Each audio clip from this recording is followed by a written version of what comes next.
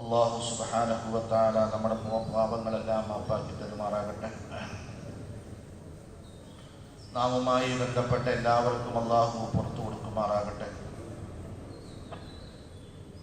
അൽഹംദുലില്ലാഹ്, നമ്മൾ ഇന്നു മുതൽ കേൾക്കാൻ ആഗ്രഹിക്കുന്നത് സൂറത്ത് ആലി ഇമ്രാൻ. അല്ലാഹു സുബ്ഹാനഹു വ തആല ലോകമെമ്പാടുമുള്ള മുഴുവൻ വിശ്വാസി സമൂഹത്തിനും ഒപ്പം ഖിയാമത്ത് നാട് വരെ വരാനിരിക്കുന്ന മാനവരാശിക്കും മാതൃകയായി ഒരു കുടുംബത്തെ പേരെടുത്തു പറഞ്ഞുകൊണ്ട് അള്ളാഹു പരിചയപ്പെടുത്തുകയാണ്. അതാണ് ഈ സൂറത്തിൻ്റെ നാമം, ആല് ഇമ്രാൻ, ഇമ്രാന്റെ കുടുംബം. ഈ സൂറത്ത് മദീനയിലാണ് അവതരിക്കുന്നത്. ബദർ യുദ്ധത്തിന് ശേഷവും ഉഹദ് യുദ്ധത്തിന് ശേഷവുമാണ് ഈ സൂറത്തിൻ്റെ ആയാത്തുകൾ അവതരിപ്പിക്കപ്പെട്ടിട്ടുള്ളത്. ഇതിലാകെ 200 ആയത്തുകളാണ് ഈ സൂറത്തിലുള്ളത്. പ്രധാനമായും 4 പ്രഭാഷണങ്ങളാണ്, 4 വിഷയങ്ങളാണ് ഈ സൂറത്തിൻ്റെ ഉള്ളടക്കം. അതിലൊന്നാമത്തത് ഈ പ്രപഞ്ചത്തിൻ്റെ അധിപനായ രാജാതിരാജനായ അല്ലാഹു സുബ്ഹാനഹു വ തആലയെ പരിചയപ്പെടുത്തിക്കൊണ്ടും അവൻ്റെ കഴിവുകളെ പരിചയപ്പെടുത്തിക്കൊണ്ടും അള്ളാഹുവിനെ മനസ്സിലാക്കി തന്നുകൊണ്ടുമുള്ള ആയാത്തുകളാണ്.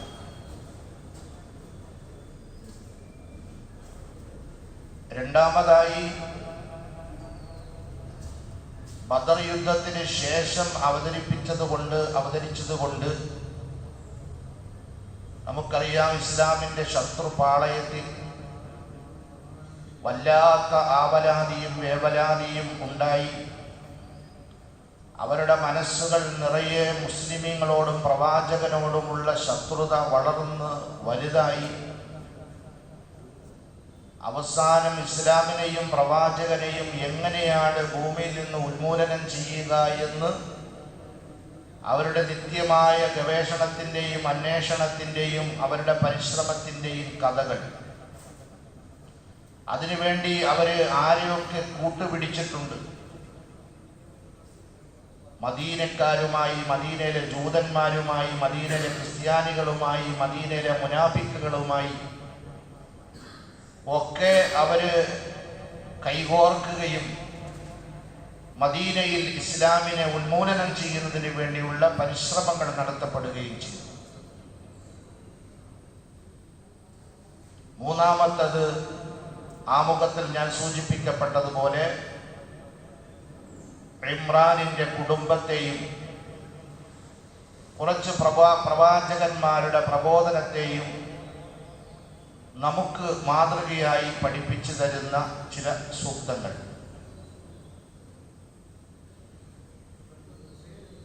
ഇതുകൂടാതെ ചില നിയമങ്ങളും അല്ലാഹു സുബ്ഹാനഹു വ തആല പ്രത്യേകമായി ഹജ്ജിന്റെ തുടങ്ങിയ ചില നിയമങ്ങളും ഈ സൂറത്തിനകത്ത് പ്രതിപാദിക്കുന്നുണ്ട്. അങ്ങനെ പ്രധാനമായും 4 പ്രഭാഷണങ്ങൾ ഉൾക്കൊണ്ടതാണ് ഈ സൂറത്ത് നമ്മൾ പഠിക്കാൻ തുടങ്ങുമ്പോൾ ആമുഖമായി നമ്മൾ മനസ്സിലാക്കിയിരിക്കേണ്ട കാര്യങ്ങളാണ് ഇപ്പോൾ സൂചിപ്പിക്കപ്പെട്ടത്. അള്ളാഹു മനസ്സിലാക്കാൻ തൗഫീഖ് നൽകുമാറാകട്ടെ. അല്ലാഹു സുബ്ഹാനഹു വ തആല ഖുർആനിന്റെ അധികരിച്ച പഠനം നമ്മിൽ മാത്രമല്ല നമ്മുടെ തലമുറകളിലേക്കും പകർന്നു നൽകി അതിനുള്ള അവസരങ്ങൾ ഒരുക്കി കൊടുക്കുകയും അതിനെ വ്യാപിപ്പിക്കുകയും ചെയ്യണം. അള്ളാഹു എനിക്കും നിങ്ങൾക്കും അതിന് തൗഫീഖ് നൽകി അനുഗ്രഹിക്കുമാറാകട്ടെ. അല്ലാഹു സുബ്ഹാനഹു വ തആല പറയുന്നു, ബിസ്മില്ലാഹിർ റഹ്മാനിർ റഹീം. പരമകാരുണികനും കരുണാവാരിധിയുമായ അള്ളാഹുവിൻ്റെ നാമധേയത്തിൽ ഈ വചനങ്ങൾ പാരായണം ചെയ്യാൻ ഞാൻ ആരംഭിക്കുന്നു, തുടങ്ങും. അലിഫ് ലാം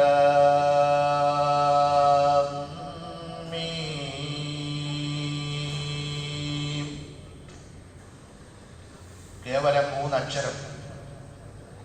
മൂന്നക്ഷരങ്ങൾ ചേർത്ത് വെച്ചുകൊണ്ടുള്ള ഒരു വാചകം.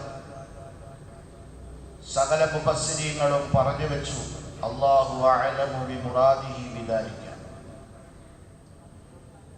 ഈ 3 അക്ഷരങ്ങൾ കൊണ്ട്, 3 അക്ഷരക്കൂട്ടങ്ങൾ കൊണ്ട് എന്താണ് വിവക്ഷിക്കുന്നത് എന്ന് അള്ളാഹുവിന് മാത്രമേ അറിയൂ. അള്ളാഹുവിനാണ് ഈ 3 അക്ഷരങ്ങളുടെ ഉള്ളിൽ അടക്കം ചെയ്യപ്പെട്ടിരിക്കുന്ന രഹസ്യങ്ങൾ എന്തൊക്കെയാണോ അതൊക്കെ അറിയുന്നത് അള്ളാഹുവാണ്, അള്ളാഹു മാത്രമാണ്.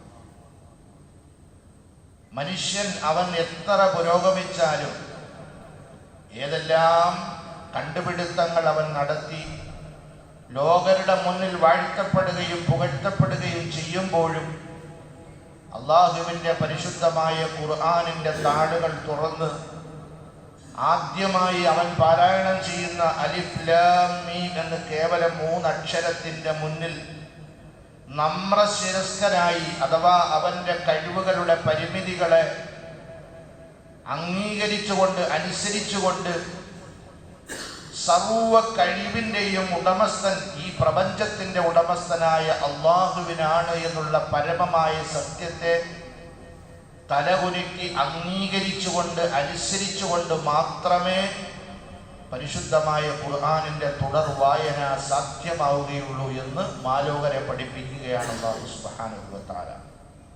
കേവലം ഈ 3 അക്ഷരം. എന്നിട്ട് അല്ലാഹു സുബ്ഹാനഹു വ തആല പറഞ്ഞു, അല്ലാഹ്. ആരാണ് അല്ലാഹ്? ആരാണ് ഈ പ്രപഞ്ചത്തിന്റെ അധിപൻ, ഈ പ്രപഞ്ചത്തിന്റെ സൃഷ്ടാവ്, ഈ പ്രപഞ്ചത്തിനെ നിയന്ത്രിക്കുന്നവൻ, ഈ പ്രപഞ്ചത്തിനെ അവസാനമായി സംഹരിക്കുന്നവൻ?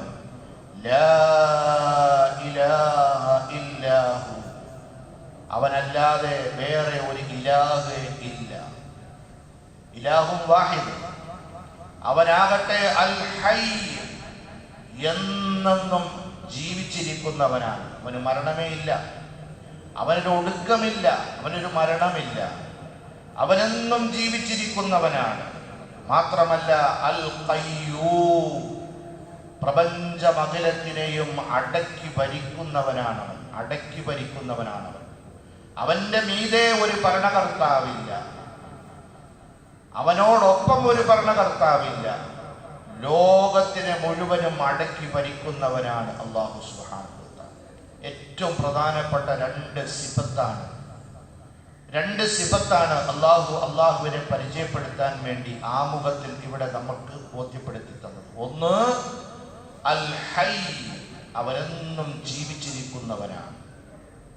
അൽ ഖയ്യൂം, അതുപോലെ തന്നെ സർവ്വതിനെയും അടക്കി ഭരിക്കുന്നവനാണ് അല്ലാഹു സുബ്ഹാനഹു വ തആല.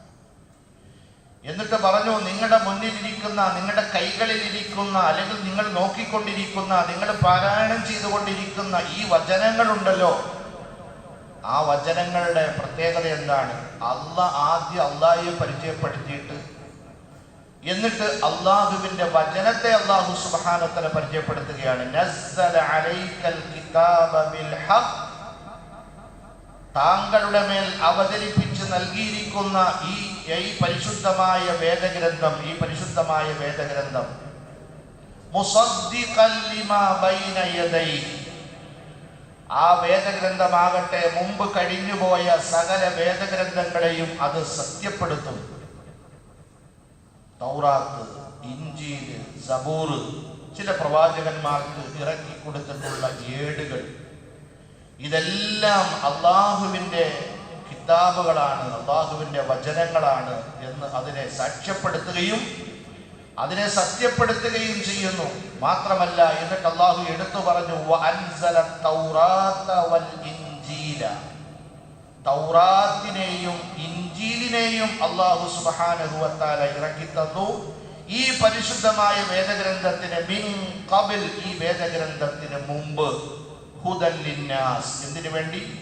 ജനങ്ങളുടെ നേർമാർഗത്തിന് വേണ്ടി, ജനങ്ങളുടെ സന്മാർഗത്തിന് വേണ്ടി, ജനങ്ങളുടെ നേർവഴിക്ക് വേണ്ടി, ജനങ്ങളെ നേർവഴിയിലേക്ക് നയിക്കുന്നതിന് വേണ്ടി മുഴുവൻ മാനവരാശിയുടെയും നേർമാർഗമായി പരിശുദ്ധമായ ഖുർആനിനെ നിങ്ങൾക്ക് അവതരിപ്പിച്ചു തന്നു.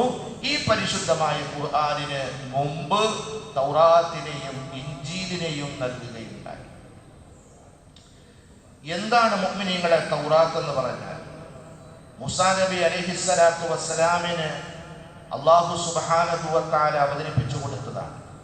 മൂസാ നബി അലൈഹിസ്സലാത്തു വസ്സലാമിന് പ്രവാചകത്വം നൽകി, റിസാലത്ത് നൽകി നിയോഗിച്ചത് മുതൽ തുടങ്ങി 40 കൊല്ലം അവതരിപ്പിച്ച് കിട്ടിയ കൽപ്പനകളാണ് തൗറാത്ത് എന്ന് പറയപ്പെടുന്നത്.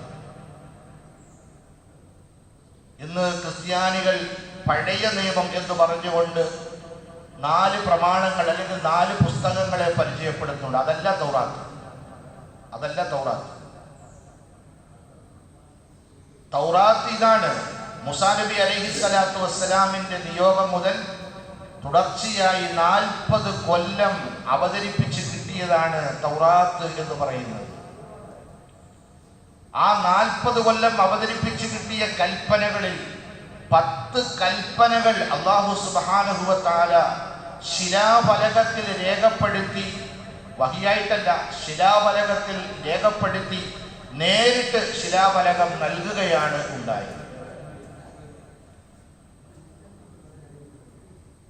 അത് മൂസാ നബി അലൈഹിസ്സലാത്തു വസ്സലാം അതിനെ രേഖപ്പെടുത്തി വെക്കാൻ വേണ്ടി ഇസ്രായേലിലെ 12 ഗോത്രങ്ങളിലെ പ്രമുഖന്മാരായ ആളുകളെ അത് ഏൽപ്പിക്കുകയും ചെയ്തു മൂസാ നബി അലൈഹിസ്സലാത്തു വസ്സലാം. അതിലെ ഒരു കോപ്പി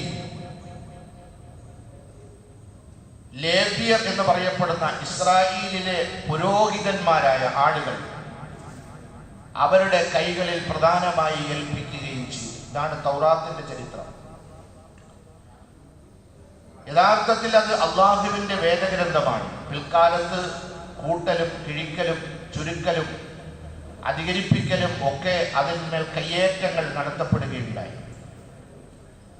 അപ്പോ ഈ പരിശുദ്ധമായ ഖുർആനിന് മുമ്പ് തൗറാത്തും ഇഞ്ചീലും അല്ലാഹു സുബ്ഹാനഹു വ തആല മാനവരാശിയുടെ മാർഗദർശനത്തിന് വേണ്ടി അവതരിപ്പിച്ചു നൽകിയിട്ടുണ്ട്. വ അൻസലൽ ഫുർഖാൻ. എന്നിട്ട് അല്ലാഹു പറഞ്ഞു, ദാ ഈ ഫുർഖാനിനെയും, ഖുർആനിന്റെ മറ്റൊരു പേരാണ്, ഈ ഫുർഖാനിനെയും അല്ലാഹു സുബ്ഹാനഹു വ തആല ഇതാ ഇറക്കി തന്നിരിക്കുന്നു. ഇന്നല്ലദീന കഫറൂ ബിആയാതില്ലാഹ്. കണ്ടോ, ആദ്യം അല്ലാഹുവിനെ പരിചയപ്പെടുത്തി. 2, അല്ലാഹു ഈ ഭൂമി ലോകത്ത് മാനവരാശിയുടെ മാർഗദർശനത്തിന് വേണ്ടി അവതരിപ്പിച്ചു തന്നിട്ടുള്ള വേദഗ്രന്ഥങ്ങളെയും ചുരുക്കി പരിചയപ്പെടുത്തിയിട്ട് അല്ലാഹു തൊട്ടുടനെ പറഞ്ഞത് ഇന്നല്ലദീന കഫറൂ ബിആയാതില്ലാഹ്, അല്ലാഹുവിന്റെ ആയാത്തുകളെ നിഷേധിക്കുന്നവർ. എല്ലാം അല്ലാഹുവിന്റെ വചനങ്ങളാണ്. ആ വചനങ്ങളെ നിഷേധിച്ച് തള്ളിക്കളയുന്ന ആളുകൾ ആരാണോ, ലഹും അദാബുൻ ശദീദ്, അവർക്ക് കഠിനമായ ശിക്ഷയും, നോവേറിയ ശിക്ഷ അവർക്കുണ്ട്. വല്ലാഹു അസീസുൻ ദുൻതിഖാം, അല്ലാഹു സുബ്ഹാനഹു വ തആല അങ്ങേറ്റത്തെ പ്രതാപിയാണ്. അല്ലാഹു സുബ്ഹാനഹു വ തആല ശിക്ഷിക്കാൻ അങ്ങേറ്റം കഴിവുള്ളവരുമാണ്. അല്ലാഹുവിന്റെ അധികാര പരിധിയിൽപ്പെട്ട കാര്യമാണ്. അതുകൊണ്ട് നിങ്ങൾ ഈ വേദഗ്രന്ഥങ്ങളിൽ വിശ്വസിക്കുകയും മാത്രമല്ല ഈ വേദഗ്രന്ഥങ്ങളെ മാതൃകയാക്കുകയും ചെയ്യണം എന്ന് ലോകത്തിന് ഓരോ കാലഘട്ടത്തിലും അല്ലാഹു സുബ്ഹാനഹു വ തആല പ്രബോധനം നൽകിക്കൊണ്ടിരുന്നു. അവസാനമായി അവതരിപ്പിച്ചു കിട്ടിയതാണ് പരിശുദ്ധമായ ഖുർആൻ. അപ്പോൾ ആ ഖുർആനിനോടുള്ള ബാധ്യത എന്താണ്? ഖുർആനിൽ വിശ്വസിക്കുക, പരിശുദ്ധമായ ഖുർആനിനെ അധിക വായന നടത്തുക, ഖുർആനിനെ ആവോളം പഠിക്കുക, മനസ്സിലാക്കുക.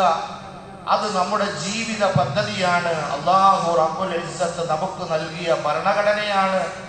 അതിനെ മുന്നിൽ വെച്ചുകൊണ്ട് ജീവിതത്തിനെ ചിട്ടപ്പെടുത്തുക. അല്ലാഹു റബ്ബുൽ ഇസ്സത്ത് എനിക്കും നിങ്ങൾക്കും നല്ല തൗഫീഖ് നൽകി അനുഗ്രഹിക്കുമാറാകട്ടെ.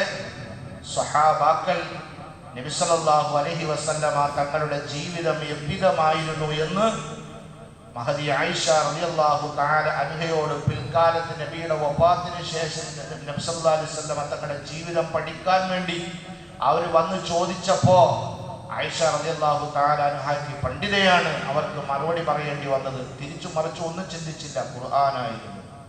നബി സല്ലല്ലാഹു അലൈഹി വസല്ലമ ഖുർആനിന്റെ ജീവിതമാണ് നബി സല്ലല്ലാഹു അലൈഹി വസല്ലം തങ്ങളുടെ തിരുസുന്നത്ത്. അള്ളാഹു എനിക്കും നിങ്ങൾക്കും ആ മാതൃകയെ പിൻപറ്റാൻ തൗഫീഖ് നൽകി അനുഗ്രഹിക്കുമാറാകട്ടെ.